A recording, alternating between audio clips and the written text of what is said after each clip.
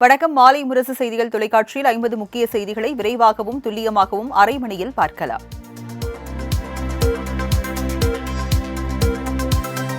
பழிவாங்கும் நோக்கில் ஈரோடு கொலை சம்பவம் நடந்துள்ளதால் குற்றவாளிகள் யாராக இருந்தாலும் சட்டப்படி நடவடிக்கை எடுக்கப்படும் என முதலமைச்சர் மு.க.ஸ்டாலின் உறுதியளித்துள்ளார். சட்டப்பேரவையில் கேள்வி பதில் நேரத்தின் போது தமிழகத்தில் சட்டம் ஒழுங்கு சீர்கெட்டு விட்டதாகவும் கொலை சம்பவம் நாளுக்கு நாள் அதிகரிப்பதால் மக்களுக்கு பாதுகாப்பு இல்லை என எதிர்க்கட்சிகள் குற்றம் சாட்டினர். அப்போது பேசிய முதலமைச்சர் மு.க.ஸ்டாலின் தைரியம் இருந்தால் தாம் சொல்வதை கேட்டுவிட்டு செல்லுங்கள் என ஆவேசமாக தெரிவித்தார். அதிமுக ஆட்சியில் நடந்த தூத்துக்குடி துப்பாக்கிச்சூடு சாத்தான்குளம் சம்பவத்தை மறந்துவிடக் கூடாது என்றார்.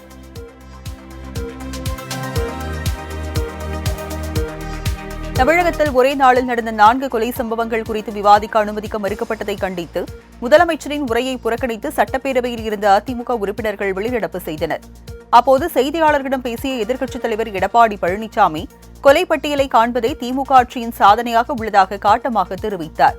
தமிழகத்தில் காவல்துறை என்று ஒன்று உள்ளதா என கேள்வி எழுப்பும் நிலை ஏற்பட்டுள்ளதாக கூறிய இபிஎஸ் முதலமைச்சருக்கு கீழ் உள்ள காவல்துறை கைகட்டி வேடிக்கை பார்க்கின்ற அவல நிலையில்தான் உள்ளதாக குற்றம் சாட்டினார்.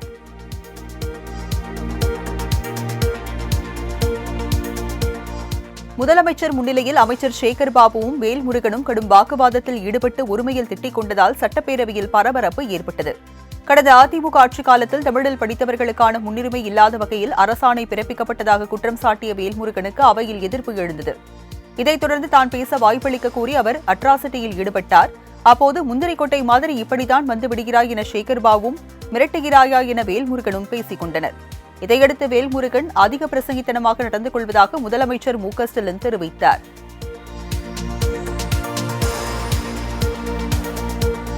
தரமணிக்கு அதிகாரிகளை அனுப்பி உடனடியாக குடித்தண்ணீர் வழங்க நடவடிக்கை எடுக்கப்படும் என அமைச்சர் கே.என். நேரு தெரிவித்துள்ளார்.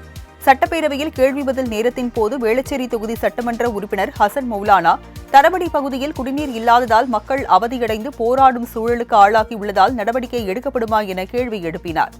இதற்கு பதிலளித்த அமைச்சர் கே.என். நேரு தரமணி பகுதியில் குடிநீர் பிரச்சினை தொடர்பாக அதிகாரிகளை அனுப்பி உடனடியாக தண்ணீர் வழங்க அனைத்து நடவடிக்கைகளும் எடுக்கப்படும் என்று தெரிவித்தார்.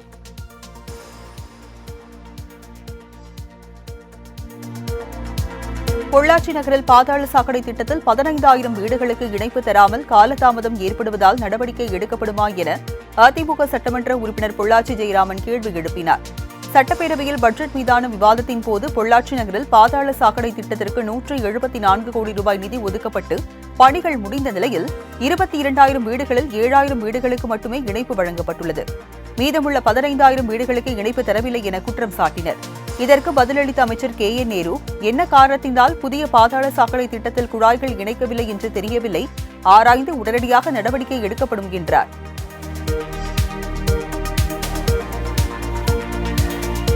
பால் விலையை உயர்த்தும் எண்ணம் அரசுக்கு இல்லை என பால்வளத்துறை அமைச்சர் ராஜகண்ணப்பன் தெரிவித்துள்ளார். சட்டப்பேரவையில் பட்ஜெட் மீதான விவாதத்தின் போது பேசிய அதிமுக உறுப்பினர் ஜெய்சங்கரன் பால் உற்பத்தியாளர்களுக்கு 1 லிட்டருக்கு 50 ரூபாய் கொள்முதல் விலையாக வழங்க வேண்டும் என்றார். இதற்கு பதிலளித்து பேசிய அமைச்சர் ராஜகண்ணப்பன் தனியார் பால் லிட்டர் 56 ரூபாய்க்கு விற்பனை செய்யப்படுகிறது. ஆனால் அரசு 1 லிட்டர் பாலை 40 ரூபாய்க்கு விற்பனை செய்கிறது. ஆகவே பால் விலையை உயர்த்தும் எண்ணம் அரசுக்கு இல்லை என்றார்.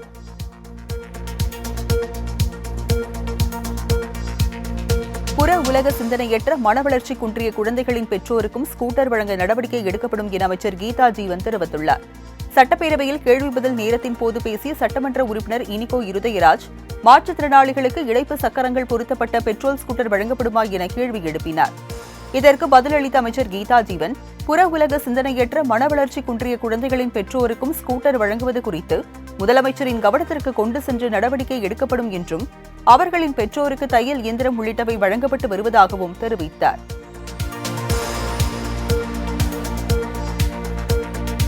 தருமபுரிக்கு சிப்காட் கேட்கும் பாமக, திருவண்ணாமலையில் சிப்காட் அமைக்க எதிர்ப்பு தெரிவிக்கிறது பாமகவிற்கு என்ன இரட்டை நாக்கா என அமைச்சர் டி.ஆர்.பி. ராஜா கேள்வி எழுப்பியுள்ளார். சட்டப்பேரவையில் பட்ஜெட் மீதான விவாதத்தின் போது பேசிய பாமக உறுப்பினர் ஜி.கே. மணி தருமபுரி பின்தங்கிய மாவட்டம், அங்கு தொழில் வளர்ச்சி ஏற்படுத்தப்படுமா என கேள்வி எழுப்பினார்.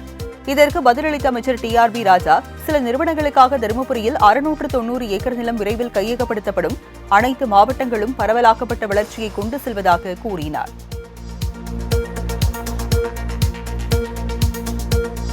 நூறு நாட்கள் வேலை திட்டத்தில் மத்திய அரசு 3,900 கோடி ரூபாய் நிதியை இன்னும் விடுவிக்காமல் உள்ளதாக அமைச்சர் ஐ. பெரியசாமி தெரிவித்தார். சட்டப்பேரவையில் பட்ஜெட் மீதான விவாதத்தின் போது 100 நாள் வேலை திட்டத்தில் பணியாற்றும் தொழிலாளர்களுக்கு மாநில நிதியில் இருந்து ஊதியம் கொடுக்க வேண்டும் எனவும் மத்திய அரசு நிதி வந்த பிறகு அதை சரி செய்து கொள்ளலாம் என அதிமுக உறுப்பினர் தங்கமணி தெரிவித்தார். இதற்கு பதிலளித்த அமைச்சர் பெரியசாமி 100 நாள் வேலை திட்டத்தில் வேலையாட்களை மத்திய அரசு குறைத்து வருவதாகவும் வழங்க வேண்டிய 3900 கோடி ரூபாயை விடுவிக்காமல் இருப்பதாகவும் குற்றம் சாட்டினார்.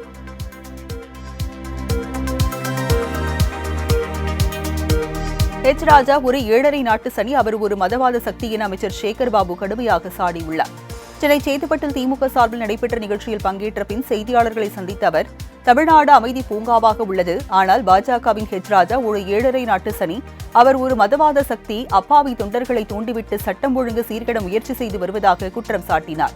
மேலும் கோயில்களில் ஒரே ஒரு மருத்துவமனை இருந்த நிலையில் திமுக ஆட்சியில் 17 கோயில்களில் மருத்துவமனை அமைக்கப்பட்டு உள்ளதாக பெருமிதத்துடன் தெரிவித்தார்.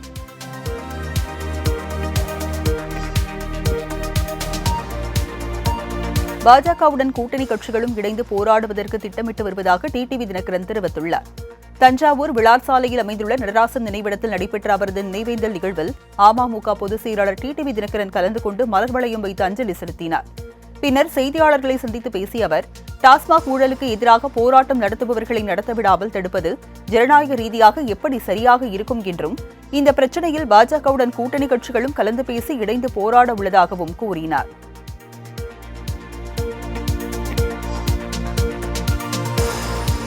அண்ணாமலைக்கு பதில் சொல்ல வேண்டிய அவசியம் இல்லை என தமிழக வெற்றிக் கழக பொதுச் செயலாளர் புசி ஆனந்த் தெரிவித்துள்ளார். சென்னை திருவான்மியூரில் வரும் 28ஆம் தேதி தமிழக வெற்றிக் கழகத்தின் முதல் பொதுக்குழு கூட்டம் நடைபெற உள்ளதால் அக்கட்சி பொதுச் செயலாளர் ஆனந்த், ஆதவ் அர்ஜுனா ஆகியோர் ஆய்வு மேற்கொண்டனர். பின்னர் செய்தியாளர்களிடம் சந்தித்த ஆனந்திடம் பாஜக தலைவர் அண்ணாமலை தமிழக வெற்றிக் கழகம் குறித்து விமர்சனம் செய்ததாக எழுப்பிய கேள்விக்கு, அண்ணாமலைக்கு பதில் சொல்ல வேண்டிய அவசியம் இல்லை, தலைவர் வழியில் மக்கள் சேவை செய்வதே தங்கள் நோக்கம் என்று பதிலளித்தார்.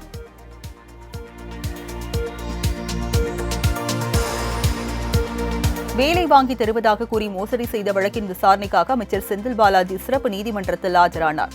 கடந்த 2015ஆம் ஆண்டில் போக்குவரத்து துறை அமைச்சராக பணியாற்றிய அமைச்சர் செந்தில் பாலாஜி வேலை வாங்கி தருவதாக கூறி மோசடியில் ஈடுபட்டதாக சென்னை மத்திய குற்றப்பிரிவு காவல்துறையினர் வழக்கு பதிவு செய்தனர். இந்த வழக்கில் 2222 பேர் குற்றவாளிகளாக சேர்க்கப்பட்டிருந்த நிலையில் முதற்கட்டமாக 150 பேருக்கு சம்மன் அனுப்பப்பட்டு ஆஜராகினர். இந்நிலையில் விசாரணைக்காக அமைச்சர் செந்தில் பாலாஜி சென்னை மாவட்ட ஆட்சியர் அலுவலக வளாகத்தில் உள்ள MP, MLA-க்களுக்கான சிறப்பு நீதிமன்றத்தில் ஆஜராகினார்.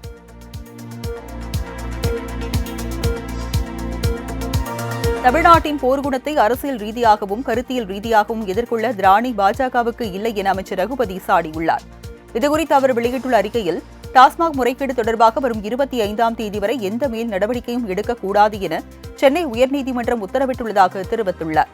மேலும் பாஜக ஆளாத மாநிலங்களில் அமலாக்கத்துறையை வைத்து எதிர்க்கட்சிகளை முடக்குவதையே வேலையாக வைத்திருப்பதாகவும், முதுகெலும்பில்லாத கோழைகள் பாஜகவிற்கு அடிபணியலாம், திராவிட மாடல் அரசை துரும்பளவு கூட அசைத்து பார்க்க முடியாது எனவும் தெரிவித்துள்ளார்.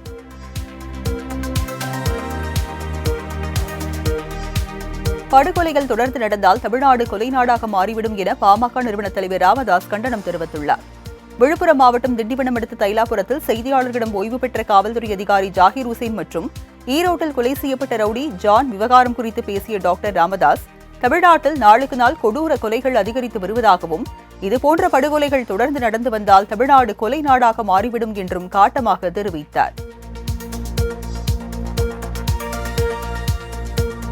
வீரப்பன் மகள் வித்யாராணிக்கு நாம் தமிழர் கட்சியில் இளைஞர் பாசறை மாநில ஒருங்கிணைப்பாளர் பதவி வழங்கப்பட்டுள்ளது.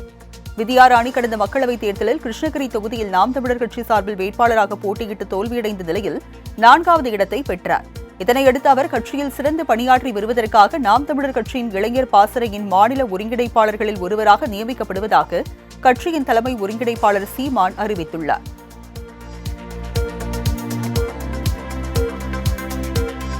அறம் திரைப்படத்திற்காக திராவிடர் கழகம் அளித்த விருதை திருப்பி அளிப்பதாக இயக்குநர் கோபி நயினார் தெரிவித்துள்ளார். எக்ஸ் தள பக்கத்தில் இவ்வாறு குறிப்பிட்டுள்ள அவர், தலித் மக்களுக்கு குடியிருப்பு கேட்டு போராடியதற்காக எதிர்காலத்தில் தான் கொல்லப்படலாம் என்றும் கூறியுள்ளார். சனாதனத்தின் சர்வாதிகாரத்தை விட திராவிடத்தின் சர்வாதிகாரமே மிக கொடூரமானது என அவர் யூடியூப் சேனல் ஒன்றில் பேசியுள்ளார்.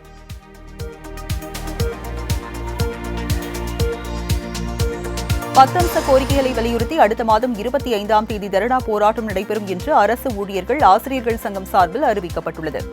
அரசு ஊழியர்கள், ஆசிரியர்கள், பணியாளர்களின் கூட்டமைப்பான ஜாக்டோ ஜியோ அமைப்பு செயல்படுவது போல அனைத்து அரசு அலுவலர்கள், ஆசிரியர்கள், அனைத்து உள்ளாட்சி பணியாளர்களை கொண்ட அமைப்பான கோட்டா ஜியோவின் ஒருங்கிணைப்பாளர்கள் கூட்டம் சென்னையில் நேற்று நடந்தது. இந்த கூட்டத்தில் பல்வேறு கோரிக்கைகளை வலியுறுத்தி ஏப்ரல் மாதம் 25ஆம் தேதி மாநில அளவில் முழுநேர கோரிக்கை ஆர்ப்பாட்டம் நடைபெறும் என்றும் ஒருமனதாக தீர்மானங்கள் நிறைவேற்றப்பட்டன.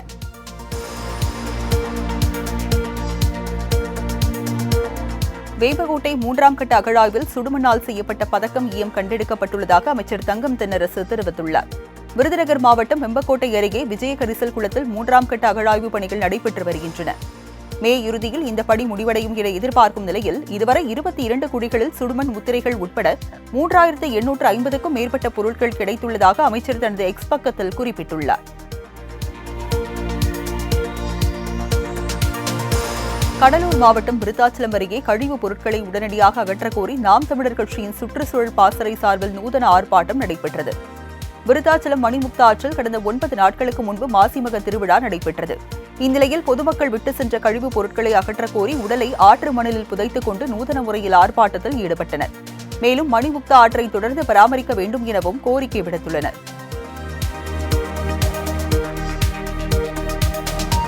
தூத்துக்குடியில் ஸ்டெர்லைட் ஆலைக்குள் இருக்கும் வேதிப் பொருட்கள் மற்றும் பொருட்களை அகற்றும் பணி தொடங்கப்பட்டுள்ளது. கடந்த 2018ஆம் ஆண்டு மே 22ஆம் தேதி ஸ்டெர்லைட் ஆலைக்கு எதிராக நடந்த போராட்டத்திற்கு பின் தமிழக அரசு உத்தரவின் பேரில் ஆலை நிரந்தரமாக மூடப்பட்டது. இதனையடுத்து தற்போது மாவட்ட நிர்வாகத்தின் அனுமதியுடன் லாரிகள் மூலம் ஆலை மற்றும் அதன் விரிவாக்கம் செய்யப்பட்ட இடங்களில் உள்ள வேதிப் பொருட்களை எடுத்துச் செல்லும் பணிகள் துரிதமாக நடைபெற்று வருகிறது. மன்னார்குடி அருகே 100 நாள் வேலை திட்டத்தில் 4 மாதங்களாக ஊதியம் வழங்கவில்லை என குற்றம் சாட்டி அப்பகுதி மக்கள் கண்டன ஆர்ப்பாட்டத்தில் ஈடுபட்டனர். திருவாரூர் மாவட்டம் கோட்டூரில் 100 நாள் வேலை செய்த விவசாய தொழிலாளர்களுக்கு 4 மாதம் ஊதியம் வழங்கவில்லை, 100 நாள் வேலை திட்டத்தை 200 நாட்களாக உயர்த்த வேண்டும் என பல்வேறு கோரிக்கைகளை வலியுறுத்தி அப்பகுதி மக்களுடன் இந்திய கம்யூனிஸ்ட் கட்சியினரும் இணைந்து போராட்டம் நடத்தினர்.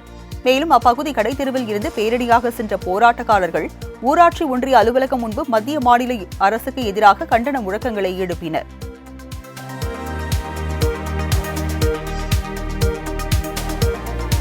வேங்கை வயல் விவகாரம் தொடர்பான வழக்கு ஏப்ரல் 3ஆம் தேதிக்கு ஒத்திவைக்கப்பட்டுள்ளது. புதுக்கோட்டை மாவட்டம் வேங்கை வயல் கிராமத்தில் பட்டியலின மக்கள் வசிக்கும் பகுதிகளில் உள்ள மேல்நிலை நீர்த்தேக்க தொட்டியில் மனித கழிவு கலந்த வழக்கில் காவலர் முரளிராஜா, சுதர்ஷன் மற்றும் முத்துகிருஷ்ணன் ஆகியோர் மீண்டும் நீதிமன்றத்தில் ஆஜராகினர்.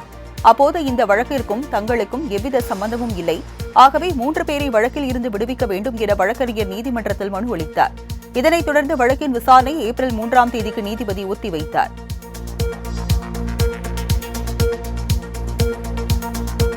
சிறு குறு மற்றும் நடுத்தர தொழில் முனைவோர்களுக்கு நலவாரியம் அமைக்க வேண்டும் என தமிழ்நாடு அனைத்து தொழில் முனைவோர் கூட்டமைப்பினர் கோரிக்கை விடுத்துள்ளனர். கோயம்புத்தூர் பத்திரிகையாளர் மன்றத்தில் செய்தியாளர்களை சந்தித்து பேசிய அவர்கள் தங்களது நீண்ட நாள் கோரிக்கைகள் நிறைவேற்றப்படவில்லை என்றும், மின்சார கட்டணம் ஆண்டுக்காண்டு அதிகரிக்கப்படுவதாகவும், தொழில் பாதிக்கப்படுவதாகவும் தெரிவித்தனர். தாங்கள் உற்பத்தி செய்யும் பொருட்களை நேரடியாக சந்தைப்படுத்த அனைத்து மாவட்டங்களிலும் வணிக வளாகம் அமைத்திட வேண்டும் என்றும் அவர்கள் கோரிக்கை விடுத்தனர். ஈரோடு அருகே ரவுடி ஜான் வெட்டிக் கொல்லப்பட்ட சம்பவத்தில் கொலை கும்பலை சேர்ந்த 5 பேரை போலீசார் சுட்டுப் பிடித்தனர். ஈரோடு மாவட்டம் சித்தோடு நசியனூர் பகுதியில் சேலம் கோவை தேசிய நெடுஞ்சாலையில் நேற்று 4 நபர்களால் சேலத்தை சேர்ந்த பிரபல ரவுடி ஜான் என்பவர் காரில் வைத்து கொடூரமான முறையில் வெட்டி கொலை செய்யப்பட்டார். இந்த நிலையில் கொலை சம்பவம் தொடர்பாக போலீசார் 4 பேரை கைது செய்து விசாரணை மேற்கொண்டனர். இதனைத் தொடர்ந்து இன்று சேலத்தில் பதுங்கியிருந்த மேலும் 5 குற்றவாளிகளை போலீசார் சுட்டுப் பிடித்தனர்.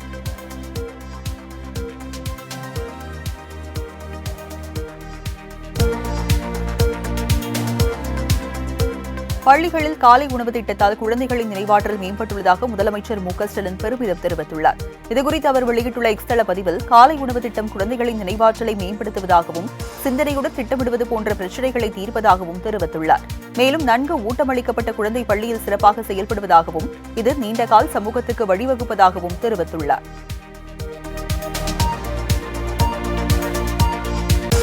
அமலாக்கத்துறையின் சோதனையால் எங்களை நசுக்க முடியாது என எஸ்டிபிஐ கட்சித் தலைவர் முபாரக் தெரிவித்துள்ளார். நெல்லையில் ஓய்வு பெற்ற காவல்துறை ஆய்வாளர் ஜாகிர் ஹுசேன் வெட்டி படுகொலை செய்யப்பட்ட நிலையில் அவரது குடும்பத்தினரை எஸ்டிபிஐ கட்சித் தலைவர் நெல்லை முபாரக் நேரில் சந்தித்து ஆறுதல் கூறினார். பின்னர் செய்தியாளர்களை சந்தித்த அவர், சட்டமன்றத்தில் கவன ஈர்ப்பு தீர்மானம் கொண்டு வந்த பிறகுதான் காவல்துறை நடவடிக்கை எடுக்கும் என்றால் இங்கு சட்டம் ஒழுங்கு கிலோ என்ன விலை என்ற கேட்கிற நிலைமை உருவாகியுள்ளதாக குற்றம் சாட்டினார். மேலும் அமலாக்கத்துறை சோதனையால் எங்களை நசுக்க முடியாது, சட்டப்பூர்வமாக எதிர்கொள்வோம் என ஆவேசமாக கூறினார்.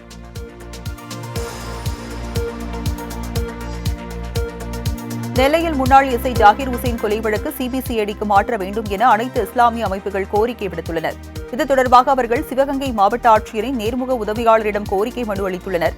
அதில் உயிரிழந்தவரின் குடும்பத்தில் ஒருவருக்கு அரசு வேலையும் அரசு நிதி உதவியும் வழங்க வேண்டும் என ஜமாத்தினர் உட்பட அனைத்து இஸ்லாமிய அமைப்பினர் வேண்டுகோள் விடுத்துள்ளனர்.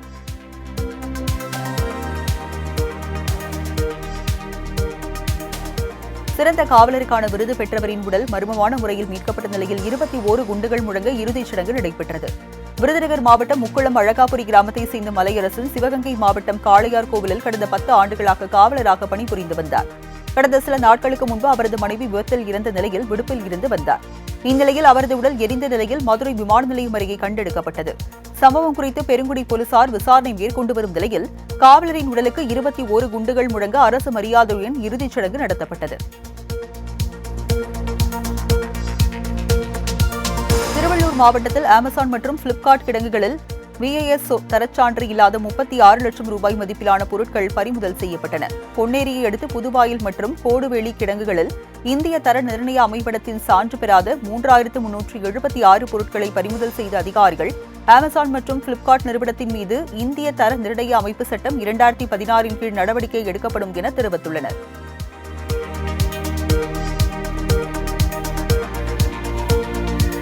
மருத்துவமனை ஊழியரை தாக்கி வழிப்பறி செய்த வழக்கில் இளைஞர்கள் 2 பேருக்கு தலா 10 ஆண்டுகள் சிறை தண்டனை விதித்து சென்னை கூடுதல் அமர்வு நீதிமன்றம் உத்தரவிட்டுள்ளது.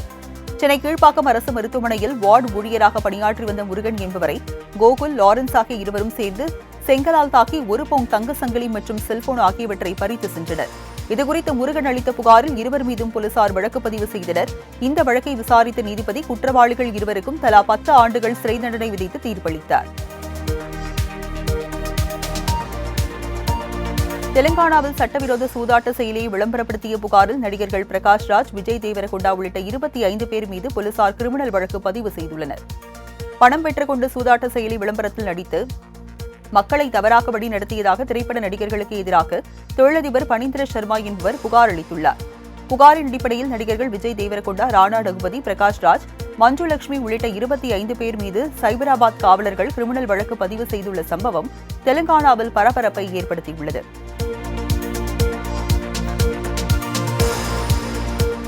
பஞ்சாபில் முடிவளர வைப்பதாக இன்ஸ்டாகிராமில் வந்த விளம்பரத்தை பார்த்து சிகிச்சை பெற்ற 60க்கும் மேற்பட்டோர் கண் பார்வை பாதிக்கப்பட்டுள்ள சம்பவம் பரபரப்பை ஏற்படுத்தியுள்ளது. சண்டிகரில் முடிவளர வைக்கும் சிறப்பு இலவச மருத்துவ முகாம் நடைபெற உள்ளதாக இன்ஸ்டாகிராமில் விளம்பரம் வெளியாகியுள்ளது. இதனை கண்ட பலர் முகாமிற்கு சென்று அங்குள்ளவர்கள் அளித்த மருந்தினை தலையில் தடவிக் கொண்டுள்ளனர். இதனையடுத்து சிறிது நேரத்தில் 60க்கும் மேற்பட்டோருக்கு தலையில் எரிச்சல் ஏற்பட்டதை அடுத்து கண் பார்வை பாதிக்கப்பட்டு மருத்துவமனையில் அனுமதிக்கப்பட்ட நிலையில் இச்சம்பவம் குறித்து போலீசார் விசாரணை மேற்கொண்டுள்ளனர். டாஸ்மாக் நிறுவன சோதனை விவகாரத்தில் அமலாக்கத்துறை பதிலளிக்க உத்தரவிட்டு வழக்கின் விசாரணையை மார்ச் 25ஆம் தேதிக்கு ஒத்திவைக்கப்பட்டது. தமிழ்நாட்டில் டாஸ்மாக் விவகாரம் தொடர்பாக அமலாக்கத்துறை விசாரணை நடத்த தடை விதிக்க கோரி அந்நிறுவனம் சார்பில் சென்னை உயர்நீதிமன்றத்தில் மனு தாக்கல் செய்யப்பட்டது. இந்த வழக்கை விசாரித்த நீதிபதிகள் எந்த அதிகாரி தவறு செய்துள்ளார் என தெரியாமல் எப்படி அனைத்து அதிகாரிகளையும் தடுக்க வைக்க முடியும் என கேள்வி எழுப்பினர். மார்ச் 25 வரை எந்த நடவடிக்கையும் எடுக்கக்கூடாது என அமலாக்கத்துறைக்கு அவர்கள் உத்தரவிட்டனர். கள்ளக்குறிச்சியில் ஆரஞ்சு பழத்தில் வரையப்பட்ட நடிகர் அஜித்குமாரின் ஓவியம் காண்போரை கண்ணிமைக்கா வண்ணம் ரசிக்க வைத்தது. நடிகர் அஜித் நடித்துள்ள குட் பேட் அக்லி திரைப்படத்தின் முதல் சிங்கிளான ஓஜி சம்பவம் பாடல் வெளியாகி ரசிகர்கள் மத்தியில் அமோக வரவேற்பை பெற்றுள்ளது. இந்நிலையில் அதனை வரவேற்கும் விதமாக கள்ளக்குறிச்சி மாவட்டம் மணலூர்பேட்டையை சேர்ந்த ஓவியர் செல்வம் என்பவர் கண்கவர் ஓவியம் ஒன்றை வரைந்து அசத்தியுள்ளார். கருப்பு நிற பேனாவால் ஆரஞ்சு பழத்தின் மீது அஜித்குமாரின் படத்தை 3 நிமிடங்களில் வரைந்து ஓவியர் செல்வம் கவனம் ஈர்த்துள்ளார். மதுரை மாவட்டம் நத்தம் அருகே லாரி மீது கார் மோதி விபத்துக்குள்ளானதில் ஓட்டுநர் சம்பவ இடத்திலேயே உயிரிழந்தார். சென்னையை சேர்ந்த 6 பேர் கொண்ட குடும்பத்தினர் மதுரைக்கு சென்றுள்ளனர். தொடர்ந்து வாடகை கார் மூலம் அழகர் கோயிலுக்கு சென்று தரிசனம் செய்துவிட்டு திரும்பியுள்ளனர். நத்தம் பறக்கும் பாலத்தில் வரும்போது அங்கு பழுதடைந்த லாரி நிற்பதை கவனிக்காமல் கார் லாரி மீது மோதியது. இதில் ஓட்டுநர் சம்பவ இடத்திலேயே உயிரிழந்த நிலையில் காயமடைந்த 6 பேர் மருத்துவமனையில் அனுமதிக்கப்பட்டனர். தொடர்ந்து விபத்து தொடர்பாக போலீசார் விசாரணை மேற்கொண்டு வருகின்றனர். கன்னியாகுமரி அருகே ரயில் தண்டவாளத்தில் கான்கிரீட் கற்கள் வைக்கப்பட்ட சம்பவம் குறித்து ரயில்வே போலீசார் விசாரணை மேற்கொண்டுள்ளனர்.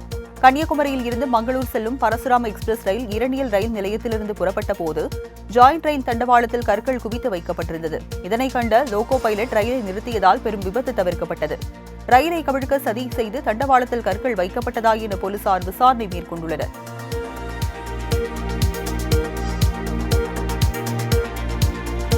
கர்நாடக மாநிலம் பெங்களூரு அருகே மனைவியை சப்பாத்தி கட்டையால் அடித்துக் கொன்றவரை காவல்துறையினர் கைது செய்தனர். ராச்சமணஹள்ளி கிராமத்தை சேர்ந்த பாபு என்பவர் கடந்த 9 ஆண்டுகளுக்கு முன்பு அனிதா மற்றும் சுஷ்மிதா என 2 பெண்களை காதலித்து ஒரே நேரத்தில் இருவரையும் திருமணம் செய்துள்ளார். இதில் அனிதாவிற்கும் பாபுவிற்கும் அடிக்கடி தகராறு ஏற்பட்டுள்ளது. சம்பவத்தன்று அனிதாவை சப்பாத்தி கட்டையால் தாக்கியதில் அவர் அதே இடத்தில் சுருண்டு விழுந்து உயிரிழந்தார். மறுநாள் அத்திப்பள்ளி காவல் நிலையத்தில் பாபு சரணடைந்தார்.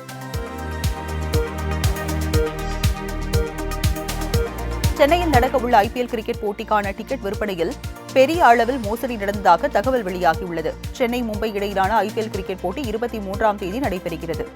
இதற்கான டிக்கெட் விற்பனை நேற்று காலை தொடங்கி 31,000 டிக்கெட்டுகளும் 1 மணி நேரத்தில் விற்று தீர்ந்தது. ஆனால் தற்போது இன்ஸ்டாகிராம் மற்றும் வாட்ஸ்அப் உள்ளிட்ட வலைதளங்களில் பன்மடங்கு விலை வைத்து டிக்கெட் விற்கப்படுகிறது. இதனால் கிரிக்கெட் ரசிகர்கள் கொதிப்படைந்துள்ளனர்.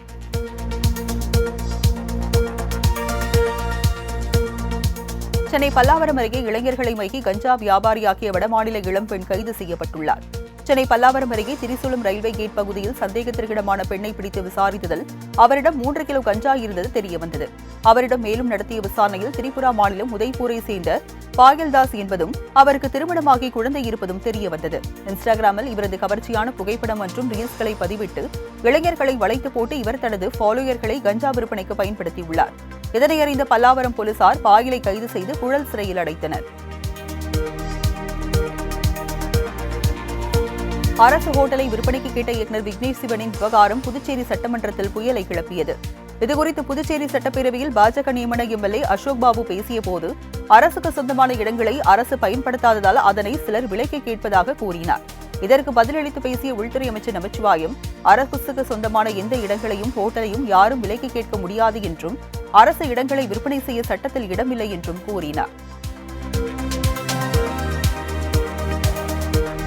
ICC சாம்பியன்ஸ் டிராபியை வென்ற இந்திய அணிக்கு BCCI 58 கோடி ரூபாய் பரிசுத் தொகை அறிவித்துள்ளது. மார்ச் 9ஆம் தேதி துபாயில் நடைபெற்ற ICC சாம்பியன்ஸ் டிராபி இறுதிப் போட்டியில் நியூசிலாந்து அணியை 4 விக்கெட் வித்தியாசத்தில் வீழ்த்தி இந்திய அணி சாம்பியன் ஆனது. இந்நிலையில் இந்திய அணிக்கு 58 கோடி ரூபாய் ரொக்க பரிசை BCCI அறிவித்துள்ளது.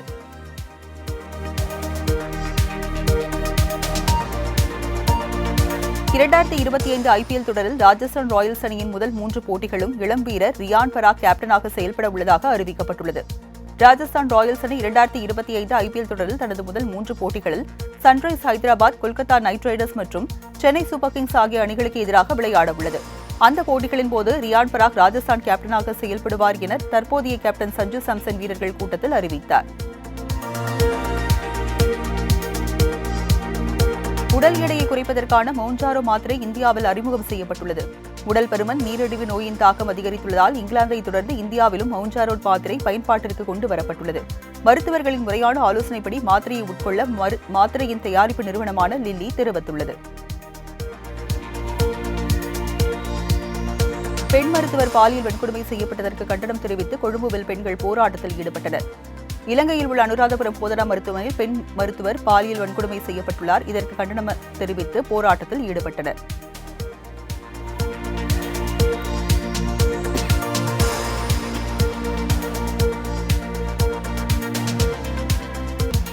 காசாவில் நூற்றுக்கணக்கான போரை கொன்று குவிக்கப்பட்ட சூழலில் இது தொடக்கம் மட்டுமே என இஸ்ரேல் பிரதமர் நெதன்யாகு அறிவித்துள்ளார். காசாவுக்கு எதிரான முதல்கட்ட போர் நிறுத்தம் ஒப்பந்தம் நீடிக்காத சூழலில் காசா பகுதியில் இஸ்ரேல் நடத்திய வான்வெளி தாக்குதலில் பெண்கள் மற்றும் குழந்தைகள் உட்பட 400க்கும் மேற்பட்டோர் கொல்லப்பட்டுள்ளனர். இந்நிலையில் அந்நாட்டு அரசு வெளியிட்டுள்ள செய்தியில், இஸ்ரேல் இனி ஹமாஸ் அமைப்புக்கு எதிராக அதிகரிக்கப்பட்ட ராணுவ பலத்துடன் செயல்படும். ஹமாஸ் அமைப்பை அழிப்பது மற்றும் பயங்கரவாத குழுவால் சிறைப்பிடிக்கப்பட்ட பணைய கைதிகளை விடுவிப்பது இந்த போரின் நோக்கம் எனவும் தெரிவிக்கப்பட்டுள்ளது. இளைஞர் ஒருவர் பூங்காவில் அமர்ந்திருக்கும் இளம்பெண்ணை கவர்வதற்காக சாகசம் செய்து சொதப்பும் வீடியோ இணையத்தில் வைரலாகியுள்ளது. பூங்கா ஒன்றில் உள்ள கம்பியில் இளம்பெண் ஒருவர் அமர்ந்திருந்த போது அங்கு வரும் இளைஞர் அவரது மனதை கவர்வதற்காக அருகில் உள்ள மற்றொரு கம்பியில் தாவி நின்று சறுக்குவது போல் பாவனை செய்து அப்படியே தலைகீழாக சுழன்று வந்து தரையில் நின்றபடி நோட்டமிட்டார். அப்போது அந்த இளம்பெண் கம்பியில் தலைகீழாக பலமுறை சுழன்று சாகசம் செய்து அசர வைத்துள்ளார்.